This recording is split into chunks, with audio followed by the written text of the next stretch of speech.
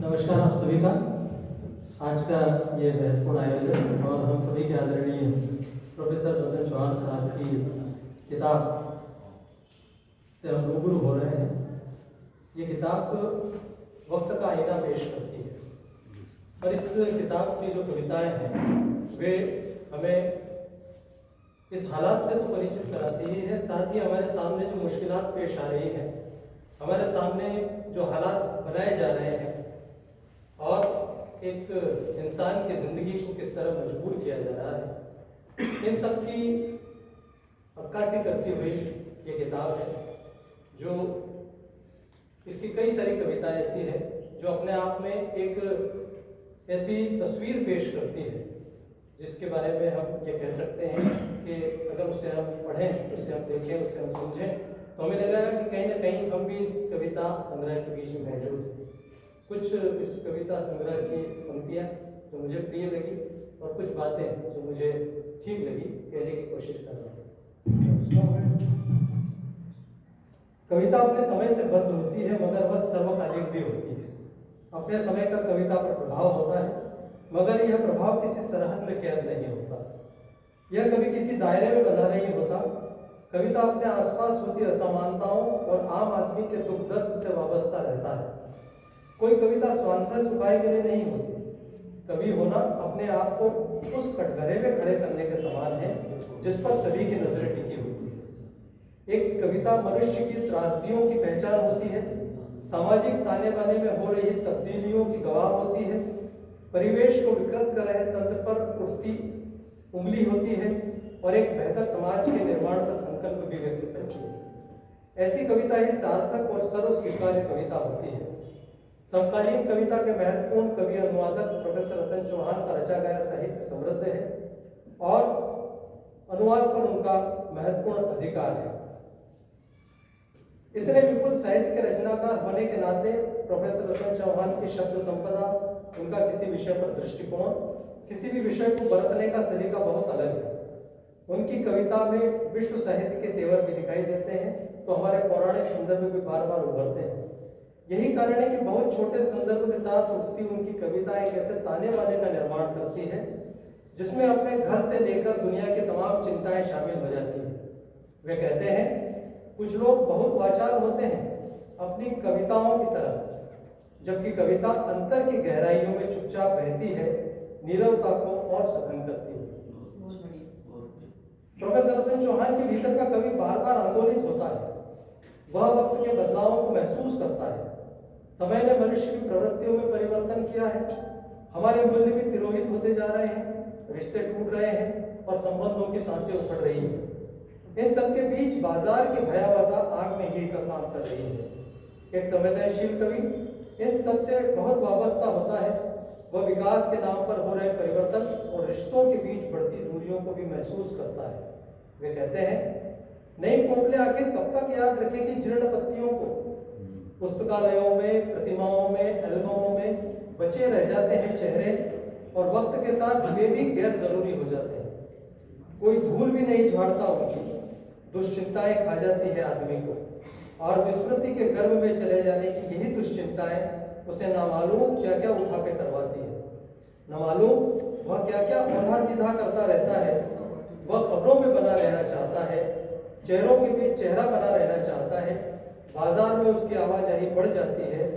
दुनिया की बहुत बड़े बाजार में जो 7 समुद्रों 7 आसमानों तक फैला है, उसकी गहमागहमी में वह अपनी मौजूदगी का एहसास कराते रहना चाहता है। बाजार, पोस्ट और फेसबुक कविता से रचनाकारों के समक्ष मौजूद संकट और कविताओं पर किए जा रहे प्रहारों में रचनाकार कभी अनजान नहीं रह सकता। वह इन हमलों के पीछे की हकीकत को जानता है। वह समझता है कि किस तरह भोले भाले समाज को बड़ी बड़ी आकांक्षाओं से बहलाया जा रहा है, किस तरह चेहरों पर मुखौटे ओढ़कर लोगों को भ्रमित किया जा रहा है। ऐसे वक्त में कविता की भूमिका, कवि का दायित्व और महत्वपूर्ण हो जाता है। रतन चौहान इस दायित्व को अपनी कविता में निभाते नजर आते हैं। वे कहते हैं, फौजी अनुशासन में जी नहीं सकती कविताएं कलाएं। फौजी अनुशासन में जी नहीं सकती कविताएं कलाएं। यद्यपि जब धरती पर तनी हो संगीनें, प्रतिकार की उनकी भाषा चुप नहीं होती। वे स्वरों में रंगों में बिखर जाती है। एक नहीं हजारों जुबानों में तानाशाह उन्हें ढूंढता रहता है इधर उधर, जबकि वे उसको घेरे खड़ी होती है। कविताएं खुले आसमानों में परिंदों की तरह होती है। कवि घूमता है उन्मुक्त, करोड़ ब्रह्मांड की सीमाएं छूटी पड़ जाती है उसके विचरण को। कलाएं इतनी आसानी से नहीं मरती, जिंदगी के संग तलाश अनगढ़ पत्थरों में उकेर देंगे उनका चित्ताकर्षक सौंदर्य। फौजी अनुशासन में जी नहीं सकती कविताएं। इन कविताओं में सामाजिक असमानता और मनुष्यता के बीच पैदा किए जा रहे भेदभाव को भी कवि ने बहुत शिद्दत से उभारा है। दरअसल हमारा सामाजिक ताना बाना नित नए भेदभाव पैदा करता रहता है। यह हमारे जीवन को तोड़ने के समान है। यह कौन करता है, उससे हम सभी वाकिफ हैं। कभी भी इस चिंता से स्वयं को विलग नहीं कर सकता। बहिष्कृतों के जमात में अपमान कोई नई चीज नहीं है। करोड़ों सपने दिन रात अपमानित हो रहे हैं। पूरे आसमान को तो तुमने कब्जा लिया। नदियां तुम्हारे बाप दादाओं की बहियों में कभी से चढ़ी हुई है। हमारे जोत भी थोड़े बहुत चिथड़े बचे हैं, जगह जगह जख्मों से भरे हैं। जख्म तो हमारी ताकत है, वो हमारी हौसला अफजाई करते हैं। आंधियों का क्या है, बहती रहती है, पेड़ टूटते रहते हैं, अंधेरे जंगलों में कोपल फूटती रहती है। होते होते पेड़ जवान हो जाते हैं। तुम्हारे लाख रोकने पर भी बुलबुल वहां आ जाती है। अच्छा ही होता कविता से। हमारे संबंधों के बीच बढ़ती दूरियां कवि को बहुत व्यथित करती है। दरअसल दुनिया की तमाम संस्कृतियों में हिंदुस्तानी संस्कृति ही ऐसी है जो सभी को आश्रय देती है, सभी को समान अवसर देती है, सभी को महत्व देती है। जब हमारी ऐसी साझा विरासत का प्रहार होता है तो एक संवेदनशील कवि का व्यथित होना स्वाभाविक है। कवि इन परिस्थितियों से विचलित अवश्य होता है, मगर यह आश्वासन भी देता है कि इन विपरीत परिस्थितियों में भी हमारी छोटी छोटी कोशिशें हमारी विरासत को जिंदा रह सकती हैं। अज्ञान के अंधेरे में जितने भी हों, तालीम की एक छोटी सी दिया सलाई भी उसका मुकाबला करने के लिए काफी है। वे कहते हैं, मोहब्बत के अलाव जलाने के लिए बड़ी बड़ी जगह नहीं चाहिए। मोहब्बत के अलाव जलाने के लिए बड़ी बड़ी जगह नहीं चाहिए। कुछ रोशन ख्याल लोग जब एक साथ बैठते हैं, ठंडे दिलों तक सूरज की आंच पहुंचने लगती है।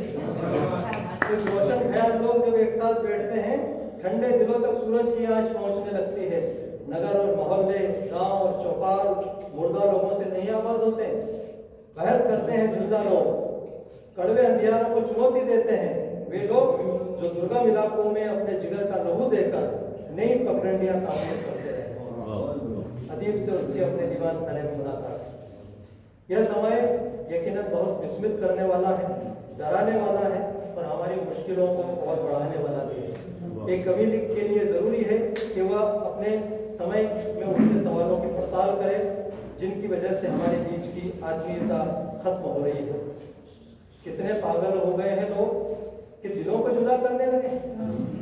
कितने पागल हो गए हैं लोग कि दिलों को जुदा करने अपने शुद्ध विचारों की बारूदी सुरंगें बिछा रहे हैं, कटीले तारों की बाड़े खड़ी कर रहे हैं, जबकि तूफान होता है वह हदों को तोड़ देता है।